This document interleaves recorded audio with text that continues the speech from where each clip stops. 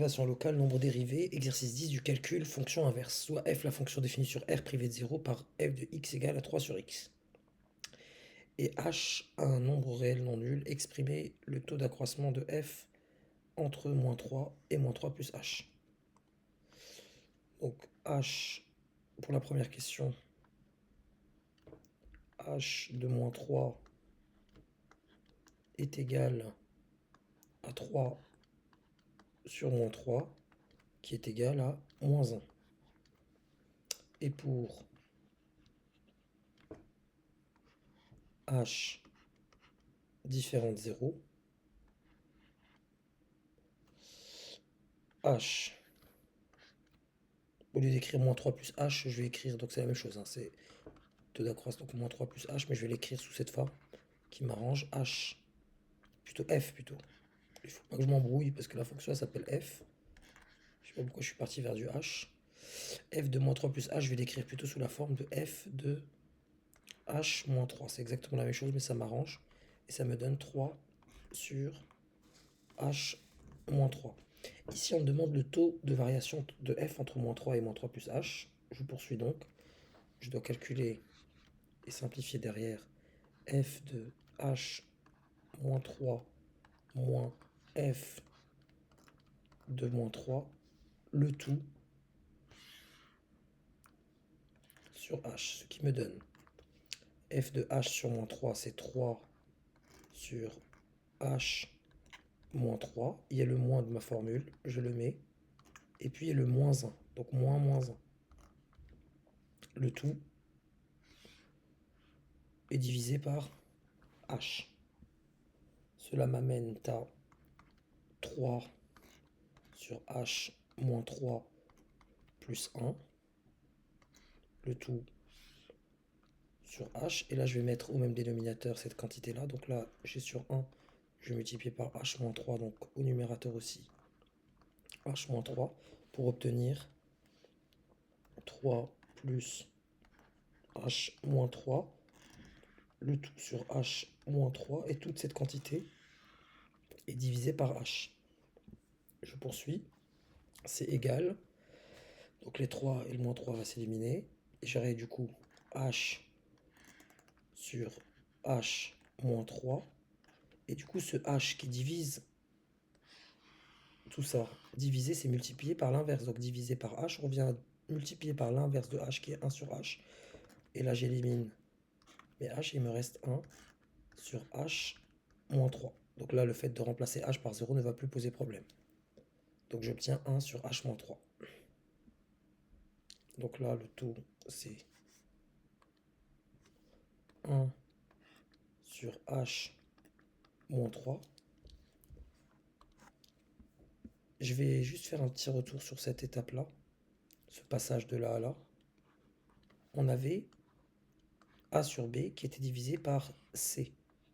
Or, ce a sur b, en étant divisé par c, il était en fait multiplié par l'inverse de c. Or, l'inverse de c, c'est 1 sur c. C'est pour cette raison qu'on se retrouve sous cette forme de a sur bc.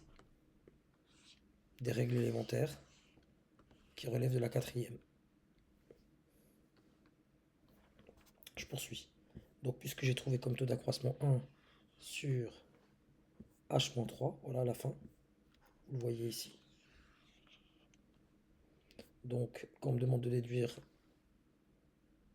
f' de moins 3, bah f' de moins 3 est égal à la limite du taux d'accroissement entre moins 3 et moins 3 plus h, c'est-à-dire à la limite de 1 sur h moins 3 quand h tend vers 0, bah tout simplement quand je repasse. Donc ça me fait 1 sur moins 3, autrement, moins 1 tiers. Voilà la valeur de f' de moins 3, le nombre dérivé de f en moins 3.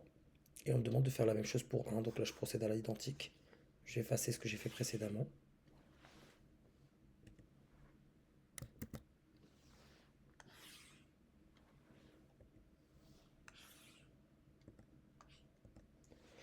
J'obtiens alors f de 1, donc pour la 3,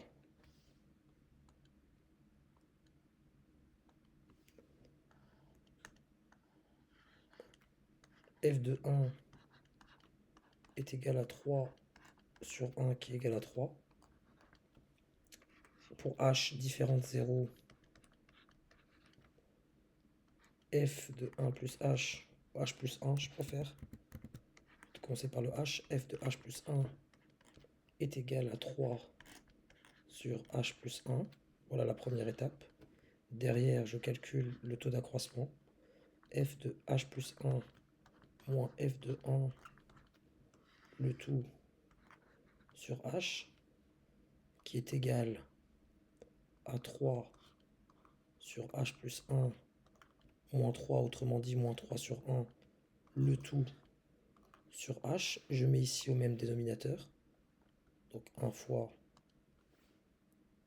h plus 1 ici et 1 fois h plus 1 ici. Ce qui me donne le tout bien sûr divisé par h. 3 moins 3 facteur de h plus 1, le tout sur h. Autrement dit, ça me donne au numérateur 3 moins 3h moins 3 sur h. Or, divisé par h, c'est multiplié par l'inverse de h, c'est-à-dire multiplié par l'inverse de h, c'est-à-dire 1 sur... Donc là, j'ai du h plus 1, il ne faut pas oublier, là, j'ai du h plus 1. Donc, divisé par h revient multiplié par l'inverse de h, c'est-à-dire 1 sur h. J'élimine mes 3.